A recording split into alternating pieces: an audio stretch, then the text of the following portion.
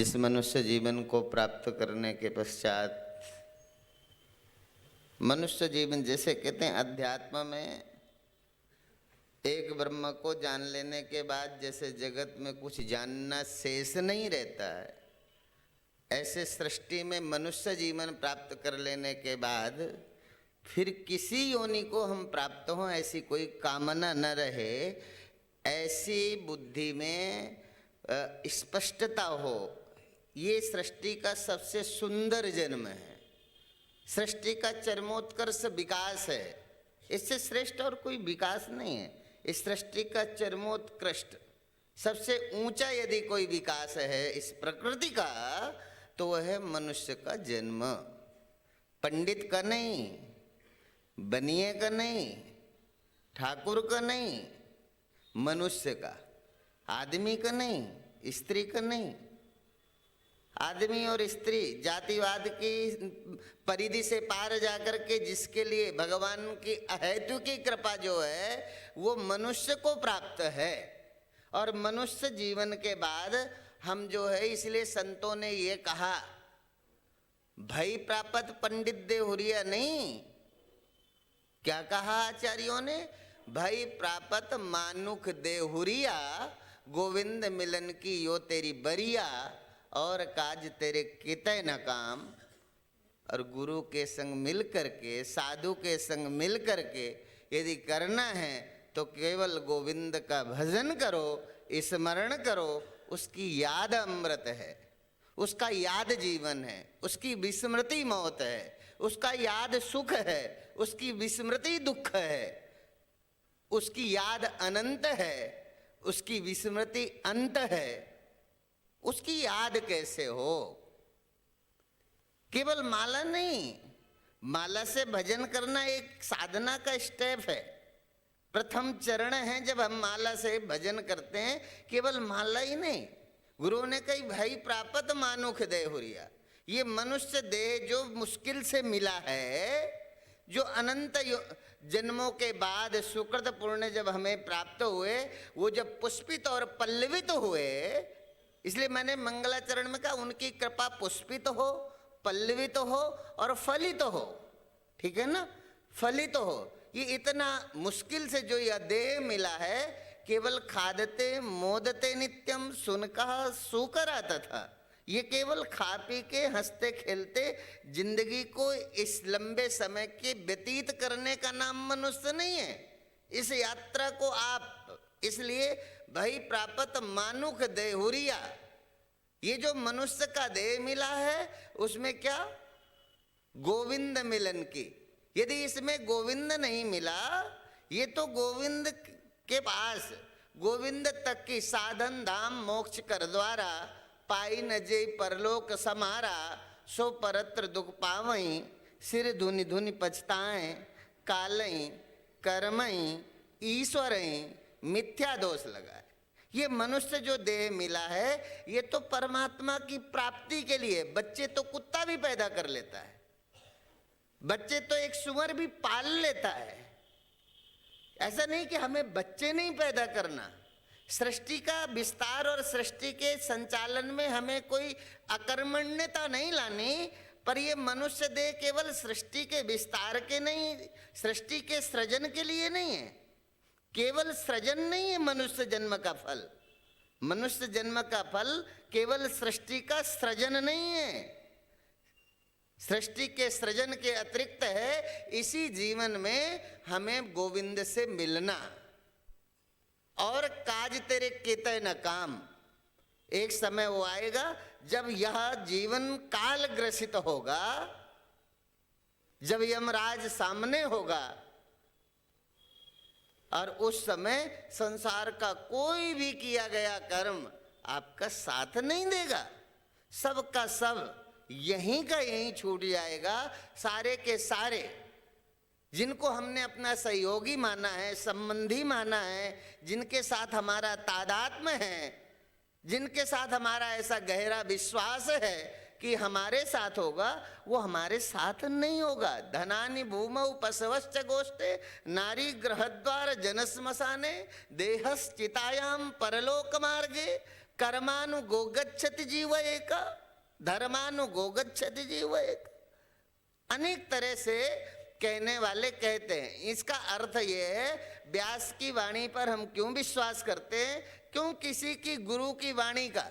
यदि हमें ज्ञान नहीं हुआ ये अलग बात है, पर यदि इतना भी निश्चित हो जाए कि यदि गुरु ने मुझे कहा है कि तुम कभी नहीं मरते हो, यदि ऐसा भी कोई गहरा विश्वास है जो काल के सामने, यमराज सामने हो, तब भी मेरी बुद्धि में वो अविचल भाव बना रहे कि मेरी कभी मौत नहीं होती, तो यमराज भी आपको मार नहीं सकता। गुरु के वचन प्रतीत न जय। जिसको गुरु के वचनों पर विश्वास नहीं है, सपने सुगम न सुख सिद्ध ते ही, उसको स्वप्न में भी सुख, स्वप्न, ठीक है ना। इसलिए गुरु ने जो कहा है, गुरु ने कहा है आप अविनाशी हो, आप अजन्मा हो, आप अखंड हो, अनंत हो, आप अद्वय हो, अव्यय हो। यदि हो तो हो, आप व्यापक हो तो हो। भले हमें समझ आया नहीं आया, पर हमें जब गुरुदेव ने कहा है, ऐसा एक निश्चय तो होना चाहिए कि गुरुदेव ने कहा है। कोई पड़ोसी कहता तो न मानते, कोई आम लोग कहते तो न मानते, गुरु ने कहा है इसलिए हमें पक्का है। और गुरु ने ही तो कहा कि यावत् स्वस्थमिदं कलेवर ग्रहम यावश्च दूरे जरा यावश्चेन्द्रिय शक्तिरा प्रथिता यावत् क्षयानायुषा आत्मश्रेयसि तावदेव विदुषा कार्या प्रयत्नो महान संदीप्ते भवने तो कूप खननम प्रत्युद्यमा की दृशा। प्रत्युद्यम, उस समय क्या करोगे? इसलिए कोई आचार्य और गुरु ने कहा, क्या कहा? यावत् स्वस्थमिदं कलेवर ग्रहम। ये सारे काम संसार में जो शुभ कर्म है, ये कब करना है? बुढ़ापे में, जब आंखों में दिखाई ना देगा तब मंदिर जाएंगे, जब घुटने साथ ना देंगे तब तीर्थ यात्रा करेंगे, ठीक है ना। जब सुनाई ना देगा तब कथा सुनेंगे। धीरे धीरे उससे थोड़ा कम उम्र के हैं, पर कथा को ऐसे ही लोगों के बीच में पहुंचाया गया है कि कथा तो चौथेपन का साधन है। मतलब जब आंख में दिखाई कम देने लगे, कान में सुनाई कम देने लगे, तब, और बैठने का सामर्थ्य घट जाए, इंद्रिय सामर्थ्य जब घट जाए, तब ये सारी चीजें भगवान को कब जानो। अभी तो जमानी है, जमाने में भगवान की जरूरत क्या है? हम स्वस्थ हैं, संपन्न हैं, वातावरण हमारे अनुकूल है, और ये अनुकूल वातावरण ही हमें परमात्मा से दूर कर देता है। और हम रात दिन परमात्मा से अपनी अनुकूलता का ही वरदान मांगते हैं। वो तो धन्य है। कौन? जिसने दुख मांगा था, कुंती, ठीक है ना। देने वाले द्वारिकाधीश, बुआ जो चाहो मांग लो। उन्होंने कहा देना है तो मुझे दुख दे दो। सुख के माथे सिल पड़े, है ना। ऐसा सुख किस बात का? अभी हस्तिनापुर का राज्य मिला, और राज्य मिलने के 4 दिन नहीं बीते, आप द्वारिका जाने लगे। जब हमारा वनवास काल था, लाक्षागृह में हमें मारा जा रहा था, जलाया जा रहा था, विष के मोदक खिलाए जा रहे थे, जब विषम परिस्थितियां थी जीवन की इस यात्रा में, एक एक क्षण मैंने द्वारिकाधीश तुमको अपनी रक्षा करते देखा है। चारों तरफ आप ही होते थे, हमारे जीवन के रक्षा कवच बने, हर जगह हमने आपको पाया। और आज हस्तिनापुर का राज्य मिला तो आप द्वारिका जाने लगे। यदि आपको देना है तो मुझे दुख दे दो, क्योंकि मैं जान गई हूं, मैंने इस सत्य को जाना है कि परमात्मा किसके साथ होते हैं। क्योंकि दुख में परमात्मा की, क्यों? दुख के साथ भगवान तो सुख स्वरूप है। क्योंकि दुख में भगवान की हमारे अंदर हृदय में गहरी याद होती है। गहरी याद के कारण परमात्मा हमारे साथ होता है, दुख के कारण नहीं। भगवान तो सुख, पर हमारे जीवन में जितना गहरा हम भगवान के पास होंगे, स्मृति में, याद में, उतना ही भगवान हमारे पास होंगे। तो यह इंद्रिय सामर्थ्य रहते भगवान का आत्मश्रेष्ठ ताव देव विदुषा कार्य प्रयत्नोमान। बड़े बड़े आचार्यों ने एक ही तो संदेश दिया कि जब आपका शरीर सामर्थ्यवान हो, इंद्रियां आपकी शक्तिशाली हो, तब क्या करो? आत्मश्रेष्ठ ताव देव विदुषा। उस समय आत्म कल्याण के मार्ग को प्रशस्त करो, साधना करो, जानो मैं कौन हूं, को हम, किसके द्वारा, किसकी योजना से संसार में आया हूं। और जब एक दिन संसार छूटेगा, चूंकि मेरे से पहले वाले जा चुके हैं और मैं भी एक दिन जाऊंगा, तो मैं जाऊंगा कहां, मेरा गंतव्य स्थान क्या होगा? ठीक है ना। इसलिए उद्गम और गंतव्य, ठीक है ना। मेरी उत्पत्ति कहां से हुई है? यदि उत्पत्ति खोज पाते हैं तो हम मृत्यु के पार चले जाएंगे। उत्पत्ति हमारी कहां से हुई? ईश्वर अंश, जीव अविनाशी, चेतन अमल, ठीक है ना। सहज सुख स्वरूप परमात्मा के अंश रूप जीव, हमने जीव भाव को त्यागना है और गुरुदेव की वाणी से इसी जीवन में ब्रह्म भाव को प्राप्त करना है। ब्रह्म सत्यम जगन मिथ्या, जीवो ब्रह्म है वो ना परा। ये जीव और ब्रह्म दो नहीं है। इस विज्ञान को हम सुनेंगे पूज्य सद्गुरुदेव भगवान के द्वारा। मुझे पता नहीं है, पर यह है कि आज मौसम जहाँ गए और पीछे पीछे लगातार, पर यह नहीं है कि लाखों लोग, ब्रह्म ज्ञानी गुरु को लाखों सुनने वाले नहीं होते।